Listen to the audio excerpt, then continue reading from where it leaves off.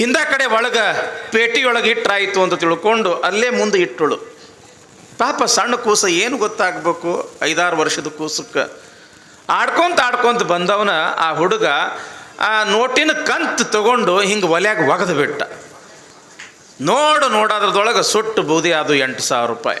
ಸಿಟ್ಟು ಬಹಳ ಸುಂದರವಾಗಿರ್ತಕ್ಕಂಥ ವಿಷಯ. ಆಶೆ ಎಂಬ ಕೂಸ ನೆತ್ತಲು ರೋಷವೆಂಬ ತಾಯಿ ಮುಂದೆ ಬಂದಿಪ್ಪಳು ನೋಡ. ಇಂತೆರಡಿಲ್ಲದ ಕೂಸ ನೆತ್ತ ಬಲ್ಲೊಡೆ ಆತನೇ ಲಿಂಗೈಕ್ಯನು ಕಾಣ ಗುಹೇಶ್ವರ.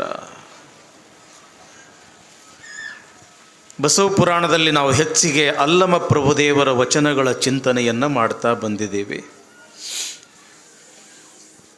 ಅಲ್ಲಮ ಪ್ರಭುದೇವರ ವಚನಗಳು ಅಂತಂದ್ರೆ ಬಹಳ ಮೇಲ್ಮಟ್ಟದ ವಚನಗಳು. ಪರಿಪೂರ್ಣವಾಗಿರ್ತಕ್ಕಂಥ ಆ ಸ್ಥಿತಿಯನ್ನು ತಲುಪಿರ್ತಕ್ಕಂಥ ವಚನಗಳು.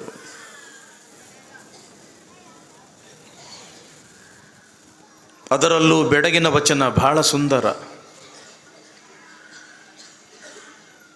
ಆಶೆ ಎಂಬ ಕೂಸ ನೆತ್ತಲು ರೋಷವೆಂಬ ತಾಯಿ ಮುಂದೆ ಬಂದಿಪ್ಪಳು ನೋಡ. ಆಶೆ ಮತ್ತು ರೋಷ,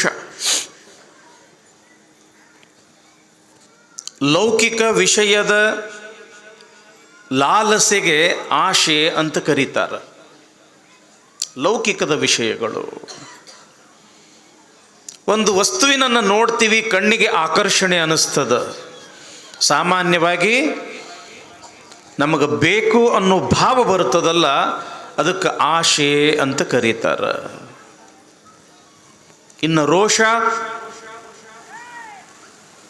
ಮೋಹ ಮತ್ತು ದ್ವೇಷಗಳಿಂದ ಬಲಗೊಂಡಿರ್ತಕ್ಕಂಥ ಕ್ರೋಧಕ್ಕೆ ರೋಷ ಅಂತ ಕರೀತಾರೆ ತಂಗಿ. ಇವೆರಡು ಒಳ್ಳೆಯದೇನು? ಆಶೆ ಮತ್ತು ರೋಷ ಇಲ್ಲ, ಎರಡೂ ಕೆಟ್ಟದ್ದ.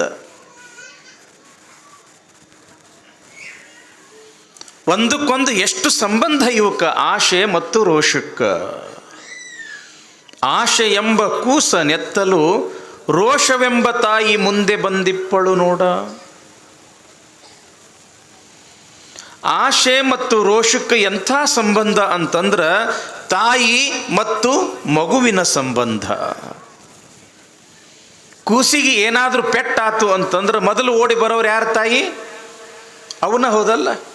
ಅಯ್ಯೋ ನನ್ನ ಕೂಸಿಗೆ ಏನಾಯ್ತು, ನನ್ನ ಮಗನಿಗೆ ಏನಾಯ್ತು, ನನ್ನ ಮಗಳಿಗೆ ಏನಾಯ್ತು ಅಂತ ತಿಳ್ಕೊಂಡು, ಮಕ್ಕಳಿಗೆ ಸ್ವಲ್ಪ ನೋವಾದ್ರೆ ಮೊಟ್ಟ ಮೊದಲಿಗೆ ಓಡಿ ಬರ್ತಕ್ಕಂಥವಳು ಯಾರು? ತಾಯಿ. ತಾಯಿ ಮಗುವಿಗೆ ಇರ್ತಕ್ಕಂಥ ಸಂಬಂಧವೇ ಆಶೆ ಮತ್ತು ರೋಷಕ್ಕೆ ಇರ್ತಕ್ಕಂಥ ಸಂಬಂಧ. ಆಶೆಗೆ ಏನಾದರೂ ಸ್ವಲ್ಪ ಪೆಟ್ಟಾತು ಅಂತಂದ್ರೆ ರೋಷ ಬಂದು ಬಿಡ್ತದ ನೋಡ್ರಿ. ಹೌದಲ್ಲ ತಂಗಿ? ಯಾವುದೋ ಒಂದು ವಸ್ತು ನೋಡ್ತೀವಿ, ಬೇಕು ಅಂತ ಆಶೆ ಹುಟ್ಟುತ್ತದೆ. ಆ ಬೇಕಾಗಿರ್ತಕ್ಕಂಥ ವಸ್ತು ಸಿಗಲಿಲ್ಲ ಅಂತಂದ್ರೆ ಏನು ಬರ್ತದ? ಸಿಟ್ಟು ಬರ್ತದೆ. ನಿಲ್ರಿ ಬಾ, ಒಂದು ಕೂಸಿನ ನೋಡ್ರಿ, ಒಂದೇನೋ ಆಡ್ಕೊಂತ ಒಂದು ವಸ್ತು ತಗೋತೈತಿ. ಅದು ಈ ವಸ್ತು ಯಾಕೆ ತಗೊಂಡಿ ಅಂತ ತಿಳ್ಕೊಂಡು ನೀವು ಕಸ್ಕೊಳ್ರಿ, ಸಿಟ್ಟಿಗೆ ಬಂದು ಒಂದೇ ಸವನ ಅಳ್ಳಾಕ್ ಶುರು ಮಾಡ್ತೈತಿ ಇಲ್ಲ? ಯಾಕೆ?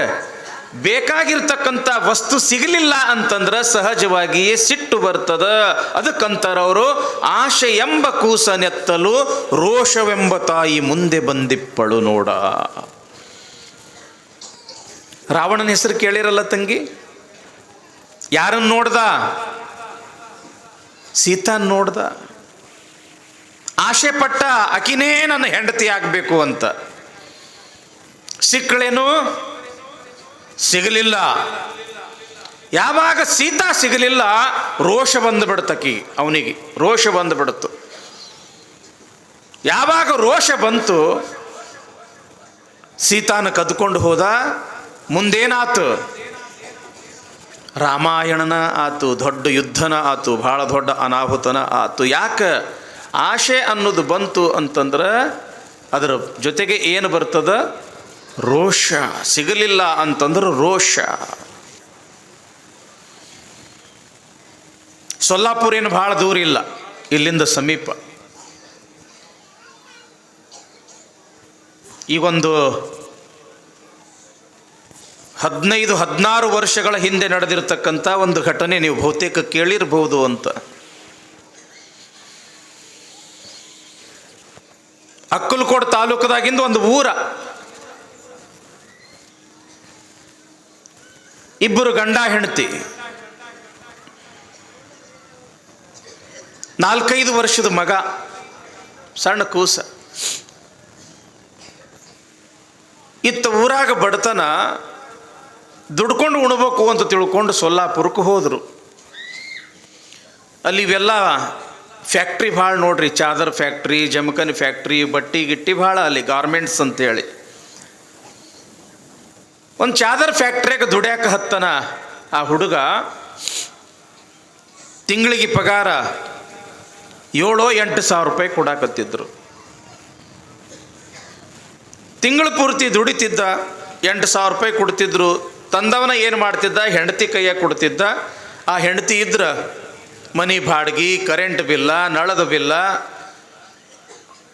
ಕಾಯಿಪಲ್ಲಿ, ಅದು ಇದು ಅಂತ ತಿಳ್ಕೊಂಡು ಆ 8 ಸಾವಿರ ರೂಪಾಯಿದೊಳಗೆ ಒಂದು ತಿಂಗಳು ಬಾಳೆ ನಡೀತಿತ್ತು.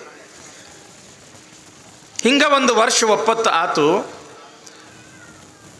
ಒಂದು ದಿವಸ ಏನಾಗ್ಯದ ಅಂತಂದ್ರೆ ಪಗಾರ ಆಗ್ಯದ ಒಂದು. ಯಾವಾಗ ಪಗಾರ ಬಂತು, ಮನೆಗೆ ಬಂದವನ ಹೆಂಡತಿ ಕೈಯಾಗ ತಗೋ ಪಗಾರ ಅಂತ ತಿಳ್ಕೊಂಡು 8 ಸಾವಿರ ರೂಪಾಯಿ ಕೊಟ್ಟ. ರೊಟ್ಟಿ ಮಾಡಕತ್ತಿದ್ದಳು, ಕೈ ಎಲ್ಲ ಹಿಟ್ಟಾಗ್ಯದ. ಹಿಂದ ಕಡೆ ಒಳಗೆ ಪೇಟಿಯೊಳಗೆ ಹಿಟ್ಟಾಯಿತು ಅಂತ ತಿಳ್ಕೊಂಡು ಅಲ್ಲೇ ಮುಂದೆ ಇಟ್ಟಳು. ಪಾಪ ಸಣ್ಣ ಕೂಸ, ಏನು ಗೊತ್ತಾಗಬೇಕು? 5-6 ವರ್ಷದ ಕೂಸಕ್ಕೆ ಆಡ್ಕೊಂತ ಬಂದವನ ಆ ಹುಡುಗ ಆ ನೋಟಿನ ಕಂತು ತಗೊಂಡು ಹಿಂಗೆ ಒಲೆಯಾಗ ಒಗೆದು ಬಿಟ್ಟ. ನೋಡೋದ್ರದೊಳಗೆ ಸುಟ್ಟು ಬೂದಿ ಅದು 8 ಸಾವಿರ ರೂಪಾಯಿ. ಸಿಟ್ಟು ಬತ್ತು ನೋಡ್ರಿ. ಯಾಕೆ? ಈ 8 ಸಾವಿರ ರೂಪಾಯಿದೊಳಗೆ ಒಂದು ತಿಂಗಳು ನಡೀತಿತ್ತು ನಮ್ಮ ಬಾಳೆ ಅನ್ನೋ ಆಶಾ. ಯಾವಾಗ ನೋಡೋದ್ರೊಳಗೆ ಆ 8 ಸಾವಿರ ರೂಪಾಯಿ ಸುಟ್ಟು ಬೂದಿ ಆತೋ, ಒಲೆಯಾಗಿರ್ತಕ್ಕಂಥ ಕಟ್ಟಿಗೆ ತಗೊಂಡವಳ ಆ ಹುಡುಗಿಗೆ ಹಿಂಗೆ ಹೊಡೆಯದ ತಡ ಕೂಸು ಸತ್ತು ಬಿಡುತ್ತು. ಅಪರೂಪಕ್ಕೆ ಹುಟ್ಟಿದ್ದು ಒಂದು ಕೂಸ ನನ್ನ ಮಗನ ಕೊಂದೆ ಅಂತ ತಿಳ್ಕೊಂಡು ಅದ ಕಟ್ಟಿಗೆ ತಗೊಂಡು ಹಿಂಗೆ ಹೆಂಡತಿಗೆ ತಲೆಗೆ ಹೊಡೆಯೋದಕ್ಕೆ ಅಕ್ಕಿನೂ ಸತ್ತಳು. ನೋಡೋದ್ರೊಳಗೆ 2 ಹೆಣ ಬಿದ್ದು ಅಳತಾನ, ದುಃಖ ಮಾಡ್ತಾನ. ಏನು ಸತ್ತು ಮಗ ಬರ್ತಾನ, ಏನು ಹೆಂಡತಿ ಬರ್ತಾಳ? ಪ್ರೀತಿಯ ಮಗನ ಸತ್ತ, ಮೋಹದ ಹೆಂಡತಿನ ಸತ್ತಳು. ಇನ್ನು ನಾನರ ಯಾಕೆ ಬದುಕಬೇಕು ಅಂತ ತಿಳ್ಕೊಂಡು ಊರ್ಲ್ ಹಾಕ್ಕೊಂಡು ಸತ್ತ. ಎಷ್ಟು ಕೆಟ್ಟ ನೋಡ್ರಿ ಆಶಾ ಅನ್ನೋದು.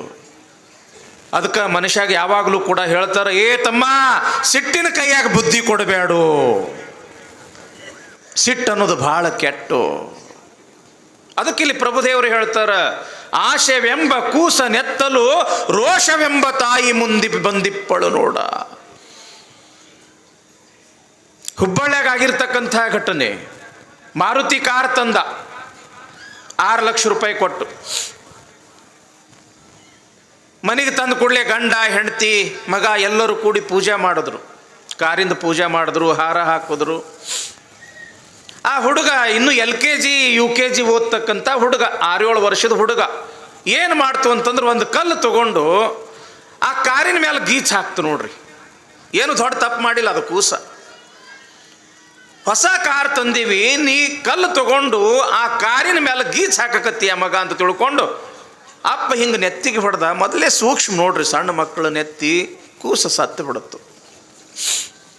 ಮಣ್ಣು ಮಾಡಿ ಬಂದರು. ಮಾರನೇ ದಿವಸ ಕಾರ್ ಕಡೆಗೆ ಹೋದ ಅವರಪ್ಪ. ನನ್ನ ಮಗ ಏನಾರೇ ಗೀಚೇನ ಅಂತ ತಿಳ್ಕೊಂಡು ನೋಡಾಕ ಹೋಗ್ತಾನ. ಪಾಪ ಆ UKG ಓದತಕ್ಕಂಥ ಹುಡುಗ ಬರೆದಿತ್ತು, ಪಪ್ಪ ಐ ಲವ್ ಯು ಅಂತ ಬರೆದಿತ್ತು. ಅಪ್ಪ, ನಾನು ನಿನ್ನನ್ನು ಭಾಳ ಪ್ರೀತಿ ಮಾಡ್ತೀನಿ. ಅತ್ತ ಕರೆದ, ಏನೆಲ್ಲ ಕಷ್ಟಪಟ್ಟ, ಏನೆಲ್ಲ ದುಃಖ ಮಾಡ್ದ. ಆದ್ರೆ ಸತ್ತಿರ್ತಕ್ಕಂಥ ಮಗ ಬರ್ತದೇನೋ. ಬರಕ್ಕೆ ಸಾಧ್ಯ ಇಲ್ಲ. ಅದಕ್ಕೆ ಬಸವಣ್ಣನವ್ರು ಏನು ಹೇಳ್ತಾರಂತಂದ್ರೆ, 100 ನೋದಿ 100 ಕೇಳಿದರೇನು, ಆಶೆ ಹರಿಯದು ರೋಷ ಬಿಡದು ಮಜ್ಜನ ಕೆರೆದು ಫಲವೇನು. ತಮ್ಮ, ಎಲ್ಲಿ ತನಕ ನಿನ್ನ ಮನಸ್ಸಿನೊಳಗೆ ದುರಾಶೆ ಎಂಬತಕ್ಕಂಥದ್ದದ, ರೋಷ ಎಂಬತಕ್ಕಂಥದ್ದದ, ನೀ ಎಷ್ಟರೇ ಪುರಾಣ ಹೇಳಿದ್ರ ಏನು ಪ್ರಯೋಜನ, ಎಷ್ಟರ ಪುರಾಣ ಪ್ರವಚನ ನೀ ಕೇಳಿದ್ರ ಏನು ಪ್ರಯೋಜನ. ಹೇಳಿ ಹೇಳಿ ಒಂದು ಹಂತಕ್ಕೆ ಬರಬೇಕು, ಕೇಳಿ ಕೇಳಿ ಒಂದು ಹಂತಕ್ಕೆ ಬರಬೇಕು. ಭಾಳ ವರ್ಷದಿಂದ ಬಸವ ಪುರಾಣ ಹೇಳಾಕತ್ತೀನಿ, ಪಾಠ ಪ್ರವಚನ ಮಾಡಾಕತ್ತೀನಿ. ನಾ ಹೆಂಗೆ ಹೇಳ್ತೀನಿ ಹಂಗೆ ನಡಿಬೇಕು ಅನ್ನೋ ಭಾವ ನನ್ನೊಳಗೆ ಬರಬೇಕು. ನಮ್ಮ ಅಪ್ಪವ್ರ ಕಾರ್ಯಕ್ರಮದ ಸಲುವಾಗಿ ಬಸವ ಪುರಾಣ ಹಚ್ಚಾರ. ತಿಳಿದೋ ತಿಳಿಲಾರ್ದೋ ಬಸವ ಎಂಬತಕ್ಕಂಥ ಶಬ್ದ ಕಿವಿಯಾಗ ಬಿದ್ರ ಎಷ್ಟೋ ಪುಣ್ಯ ಬರ್ತದ. ಇನ್ನು 1 ತಿಂಗಳಗಟ್ಲೆ ಅಥವಾ 21 ದಿವಸಗಟ್ಲೆ ಬಸವ ಪುರಾಣ ಕೇಳಿದ್ರ ಇನ್ನು ಎಷ್ಟು ಪುಣ್ಯ ಬಂದೀತು. ಇನ್ನು ಆ ಬಸವ ಪುರಾಣ ಹೇಳ್ದಂಗ ಕೇಳಿದ್ರೆ ಇನ್ನೂ ಎಷ್ಟು ಪುಣ್ಯ ಬಂದಿತ್ತು ಎಂಬತಕ್ಕಂಥ ಭಾವ ಎಂಬತಕ್ಕಂಥ ವಿಷಯ ಎಂಬತಕ್ಕಂಥ ಆ ವಿಚಾರ ಜ್ಞಾನ ನಮ್ಮೊಳಗೆ ಇರಬೇಕು. ಹೇಳಬೇಕು, ಹೇಳ್ದಂಗೆ ನಡಿಬೇಕು. ಕೇಳಬೇಕು, ಕೇಳ್ದಂಗ ನಡಿಬೇಕು ಅಂದಾಗ ಹೇಳಿದ್ದು ಸಾರ್ಥಕ, ಕೇಳಿದ್ದು ಸಾರ್ಥಕ. ಆಶೆ ಎಂಬ ಕೂಸನೆತ್ತಲು ರೋಷವೆಂಬ ತಾಯಿ ಮುಂದೆ ಬಂದಿಪ್ಪಳು ನೋಡ. ಅದಕ್ಕೆ ತಮ್ಮ, ಈ ಆಶೆ ಮತ್ತು ರೋಷ ಎಂಬತಕ್ಕಂಥದ್ದು ಅನಾಹುತಕ್ಕೆ ಈಡು ಮಾಡ್ತದೋ ನಿನಗ. ಇಂತೆರಡಿಲ್ಲದ ಕೂಸ ನೆತ್ತ ಬಲ್ಲೊಡೆ ಆತನೇ ಲಿಂಗೈಕ್ಯನು ಗುಹೇಶ್ವರ. ಆಶೆ ಎಂಬತಕ್ಕಂಥ ಕೂಸು ಎತ್ಕೊಳ್ಳಕ್ಕೆ ಹೋಗಬೇಡು. ಇನ್ನು ರೋಷ ಎಂಬತಕ್ಕಂಥದ್ದಕ್ಕೂ ಕೂಡ ನೀನು ಹೋಗಕ್ಕೆ ಹೋಗಬೇಡು. ಈ ಆಶೆಯನ್ನ ಬಿಟ್ಟು, ರೋಷವನ್ನ ಬಿಟ್ಟು ಇನ್ನೊಂದು ಸಣ್ಣ ಕೂಸದ, ಬಹಳ ಚಲೋ ಅದ, ಬಹಳ ಚಲುವ ಅದ, ಬಹಳ ಮುಗ್ಧ ಅದ. ಆ ಕೂಸನ್ನು ನೀ ಎತ್ಕೊಂಡಿ ಅಂತಂದ್ರೆ ನಿನ್ನ ಜನ್ಮನ ಉದ್ಧಾರ ಆಗ್ತದ. ಆ ಕೂಸ ಬೇರೆ ಯಾವುದೂ ಅಲ್ಲ, ಗುಡ್ಡದ ಮುತ್ಯಾನ ಮೇಲೆ ಇರ್ತಕ್ಕಂಥ ಭಕ್ತಿ ಅನ್ನೋ ಕೂಸ. ಬಸವಣ್ಣನ ಮೇಲೆ ಇರ್ತಕ್ಕಂಥ ಭಕ್ತಿ ಅನ್ನೋ ಕೂಸ. ಆ ಭಕ್ತಿ ಅನ್ನೋ ಕೂಸನ್ನ ಎತ್ಕೊಂಡು ಬಿಡ್ರಿಪ್ಪ, ನಿಮ್ಮ ಜನ್ಮ ಧನ್ಯ ಆಗ್ತದ, ಧನ್ಯ ಆಗ್ತದ. ಯಾಕೆ? ಭಕ್ತಿಗಿಂತ ಈ ಪ್ರಪಂಚದೊಳಗ ದೊಡ್ಡದು ಯಾವುದೂ ಇಲ್ಲ ತಮ್ಮ. ಭಕ್ತೈ ರಸಾಧ್ಯಂ ನಹಿ ಕಿಂಚಿದಸ್ತಿ. ಬಹಳ ಖುಷಿ ಅನ್ನಿಸ್ತದ. ನಿಮ್ಮೂರಿಗೆ ಬಂದು 10-11 ದಿವಸ ಆತು. ಗುಡ್ಡದ ಮುತ್ಯಾನ ಮೇಲೆ ಎಂಥ ಭಕ್ತಿ, ಶಿವಬಸವ ರಾಜೇಂದ್ರ ಅಪ್ಪವ್ರ ಮೇಲೆ ಎಂಥ ಭಕ್ತಿ. ಎಷ್ಟು ಭಕ್ತಿಯಿಂದ ಬರ್ತೀರಿ, ಎಷ್ಟು ಪೂಜ್ಯ ಭಾವನೆಯಿಂದ ಬರ್ತೀರಿ, ಅಪ್ಪವ್ರ ಸೇವೆ ಎಷ್ಟು ಮಾಡ್ತೀರಿ. ನೋಡಿದ ಕೂಡಲೇ ಬಹಳ ಖುಷಿ ಅನ್ನಿಸ್ತದ. ಯಾಕೆ? ಇದು ನಿಜವಾಗಿರ್ತಕ್ಕಂಥ ಸಂಪತ್ತದ ತಂಗಿ. ಭಕ್ತಿ ಅನ್ನೋದು ಇದ ನಿಜವಾಗಿರ್ತಕ್ಕಂಥ ಐಶ್ವರ್ಯ ಅದ. ಅದಕ್ಕೆ ಹೇಳ್ತಾರ, ಭಕ್ತೈರ್ ಅಸಾಧ್ಯಂ ನಹಿ ಕಿಂಚಿದಸ್ತಿ. ಅಸಾಧ್ಯ ಅನ್ನೋದೇ ಇಲ್ಲ, ಭಕ್ತಿಯಿಂದ ಎಲ್ಲವೂ ಕೂಡ ಸಾಧ್ಯ ಆಗ್ತದ ತಂಗಿ. ಇವತ್ತು ಒಬ್ಬ ಭಕ್ತ ಬಂದಿದ್ದ ಮಠಕ್ಕೆ, ಸಾಂಗ್ಲಿಯಿಂದ ಬಂದವರು. ಮ್ಯಾಲ ಬಂದರು, ನಮಸ್ಕಾರ ಮಾಡಿದ್ರು. ಅಪ್ಪರ ಆರಾಮೇನು ಕೇಳಿದ್ರು. ಆರಾಮ್ರಿ. ಯಾವೂರು? ಸಾಂಗ್ಲಿ ಅಂದ್ರವರು. ಅಷ್ಟು ದೂರಿಂದ ಹೆಂಗೆ ಬಂದ್ರಿ ಅಂತ ಕೇಳಿದೆ. ಇಲ್ರಿ, ನಾವು ಇಲ್ಲೇ ಒಂದು ಯಾವುದೋ ಊರ ಹೇಳಿದ್ರು, ಸಾಂಗ್ಲಿಯೊಳಗೆ ಇರಾಕದೀವ್ರಿ ಅಪ್ಪರ. ಮತ್ತು ಇಷ್ಟು ದೂರ ಬರಾಕ ಏನು ಕಾರಣ? ಏನು ಇಲ್ರಿ ಅಪ್ಪರ, 20 ವರ್ಷದ ಹಿಂದೆ ನಾ ಸತ್ತವನ ಬದುಕಿನಿ ಅಂತ ಹೇಳಂದ್ರು ಅವರು. ಯಾಕಪ್ಪ, ಏನಾಗಿತ್ತು? ಉಂಡಿದ್ದು ದಕ್ತಿದ್ದಿಲ್ಲ, ತಿಂದಿದ್ದು ದಕ್ತಿದ್ದಿಲ್ಲ. ಸಾಂಗ್ಲಿ ದವಾಖಾನೆಗೆಲ್ಲ ತೋರಿಸಿದ್ವಿ, ಮಿರಜ್ ದವಾಖಾನೆಗೆಲ್ಲ ತೋರಿಸಿದ್ವಿ. ಎಲ್ಲಿ ತೋರಿಸಿದ್ರು ಆರಾಮ ಆಗಲಿಲ್ಲ. ನೀರು ಕುಡಿದ್ರೂ ವಾಮಿಟ್ ಆಗ್ತಿತ್ತು. ಏನರೇ ಒಂದು ತುತ್ತು ಗಂಜಿ ಕುಡಿದ್ರೂ ಸಹಿತ ವಾಂತಿ ಆಗ್ತಿತ್ತು. ಹಿಂಗೆ ಬಡಕಾಗಿ ಇವತ್ತು ಸಾಯ್ತೀನೋ ನಾಳೆ ಸಾಯ್ತೀನೋ ಅನ್ನೋ ಸ್ಥಿತಿಯೊಳಗೆ ಇದ್ದೆ. ಆದ್ರೆ ನನ್ನ ಹೆಂಡತಿ ಊರು ಕ್ಯಾಡಗಿರಿ ಅಪ್ಪರ. ಹೋಗಿ ಅಪ್ಪವ್ರ ದರ್ಶನರ ತಗೊಂಡು ಬಾರುನು ಅಂತ ತಿಳ್ಕೊಂಡು ನನಗೆ ಇಲ್ಲಿಗೆ ತಂದರು. ಶಿವಬಸವ ರಾಜೇಂದ್ರ ಅಪ್ಪವರು ಮುಂದೆ ಕುಂಡ್ರಿಸಿ ಹೆಂಗೆ ನಿನಗೆ ನೀರು ದಕ್ಕುವುದಿಲ್ಲ ನಾನು ನೋಡ್ತೀನಿ, ಹೆಂಗೆ ನಿನಗೆ ಅನ್ನ ದಕ್ಕುವುದಿಲ್ಲ ನಾನು ನೋಡ್ತೀನಿ, ಊಟ ಮಾಡು ಅಂತ ತಿಳ್ಕೊಂಡು ಮುಂದೆ ಕುಂಡ್ರಿಸಿ ತಾವ ನನಗೆ ತುತ್ತು ಮಾಡಿ ಉಣಿಸಿದ್ರಪ್ಪ. ಅಂದಿನಿಂದ ನನಗೆ ಆರಾಮ ಆಗ್ಯದ, ಇಂದಿನ ತನಕ ನನಗೆ ಯಾವ ಜಡ್ಡ ಬಂದಿಲ್ಲ. ಎಷ್ಟು ದೊಡ್ಡ ಭಕ್ತಿ ಅಂತಂದ್ರೆ ಗುರುವಿನ ಮ್ಯಾಲ, ಈ ಗುರುವಿನಿಂದ ನಾನು ಬದುಕಿನಿ ಅಂತ ತಿಳ್ಕೊಂಡು ಪಾಪ ಆ ಮನುಷ್ಯ ಮೊನ್ನೆ ಅಪ್ಪೋರ್ನಲ್ಲಿ ಸಾಂಗ್ಲಿಗೆ ಕರೆಸಿದ್ದ. ಪಾದಪೂಜೆ ಮಾಡಿ ಅಪ್ಪೋರ ಸ್ನಾನ ಪೂಜೆ ಅದೆಲ್ಲ ತೀರ್ಸಿಸಿ, ಎಷ್ಟು ಭಕ್ತಿ ಅಂತಂದ್ರೆ 2 ಕಿಲೋದು ಬೆಳ್ಳಿ ತಾಟ ತಂಬಿಗೆ, ಅಷ್ಟಕ್ಕೂ ಸಮಾಧಾನ ಆಗ್ಲಾರ ಸಲುವಾಗಿ 5 ತೊಲಿ ಬಂಗಾರ. ನಿಮ್ಮ ಸೇವಾ ಮಾಡ್ರಿ, ಎಷ್ಟು ಕಡಿಮೆ ಅದ ಅಂತ ತಿಳ್ಕೊಂಡು ನಾಳೆ ಕೊನೆ ದಿವಸದ ಏನು ಪ್ರಸಾದ ಅದಲ್ಲ ಮಹಾಪ್ರಸಾದ, ಆ ಮಹಾಪ್ರಸಾದಕ್ಕೆ ಮತ್ತೆ 3 ಲಕ್ಷ ರೂಪಾಯಿ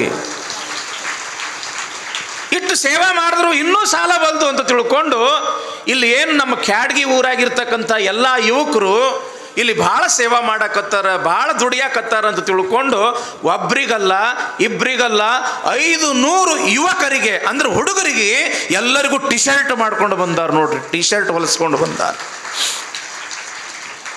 ಗುರುವಿನ ಮೇಲೆ ಇರ್ತಕ್ಕಂಥ ಭಕ್ತಿ ಇಷ್ಟು ಕೆಲಸ ಮಾಡ್ತದ ತಂಗಿ.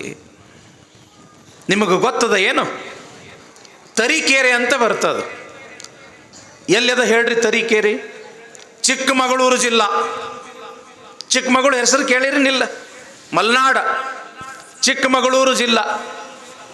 ಅಲ್ಲಿ ನಮ್ಮ ಗಿರೀಶ ಮತ್ತು ಮಲ್ಲಿಕಾರ್ಜುನ ಅಂತ ಭಾಳ ವರ್ಷದಿಂದ ನಮಗೂ ಕೂಡ ಪರಿಚಯ. ಯಾಕೆ? ನಿಮ್ಮ ಅಪ್ಪವ್ರ ಭಕ್ತರು ಅವ್ರು. ಅವ್ರ ಅಪ್ಪವ್ರಿಗೆ ಕರೆಸ್ಬೇಕಾದ್ರೆ ನಮ್ಮನ್ನು ಕೂಡ ಅಲ್ಲಿ ಕರೆಸ್ತಿರ್ತಾರೆ ಅವರು ತರೀಕೆರೆಗೆ. ಎಷ್ಟು ಭಕ್ತಿ, ಎಷ್ಟು ಭಾವ. ವರ್ಷದಾಗ 4 ರಿಂದ 5 ಸಲ ಇಲ್ಲಿಗೆ ಬರ್ತಾರೆ. ಅವ್ರದ್ದೊಂದು ಕಾರ್ ಅದ, ಆ ಕಾರಿನ ತುಂಬ ಎಲ್ಲ ಹಣ್ಣ ಹಂಪಲ ಅನೇಕ ರೀತಿಯ ಭಕ್ಷ್ಯ ಭೋಜನ ಮಡಿಯಿಂದ ಅಲ್ಲಿಂದ ಮಾಡ್ಕೊಂಡು ಬರ್ತಾನವ. ಎಷ್ಟು ಭಕ್ತಿ ಅಂತಂದ್ರೆ ಅಪ್ಪವ್ರ, ನಾ ಮೊದಲು ಭಾಳ ಬಡವ ಇದ್ದನ್ರಿ, ಭಾಳ ಬಡತನ ಇತ್ತು, ನಮ್ಮ ಪರಿಸ್ಥಿತಿ ಭಾಳ ಗಂಭೀರ ಇತ್ತು. ಯಾವಾಗ ನಾವು ಶಿವಬಸವ ರಾಜೇಂದ್ರ ಅಪ್ಪವ್ರ ಪಾದ ನಂಬದ್ವಿ, ಅಂದಿನಿಂದ ಇಲ್ಲಿ ತನಕ ನಮಗೆ ಏನು ಕೊರತೆ ಇಲ್ಲ.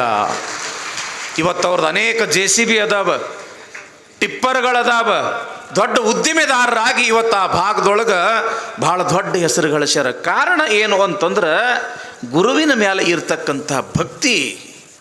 ಆ ಭಕ್ತಿ ಭಾಳ ಕೆಲಸ ಮಾಡ್ತದ ಯವ್ವ. ಕುಂಬಾರ ಗುಂಡಯ್ಯ ಹೆಸರು ಕೇಳಿರಿ ತಂಗಿ? ಈಗೇನು ಬೀದರ್ ಜಿಲ್ಲೆಯೊಳಗೆ ಭಾಲ್ಕಿ ಅಂತ ಕರೀತಾರೆ.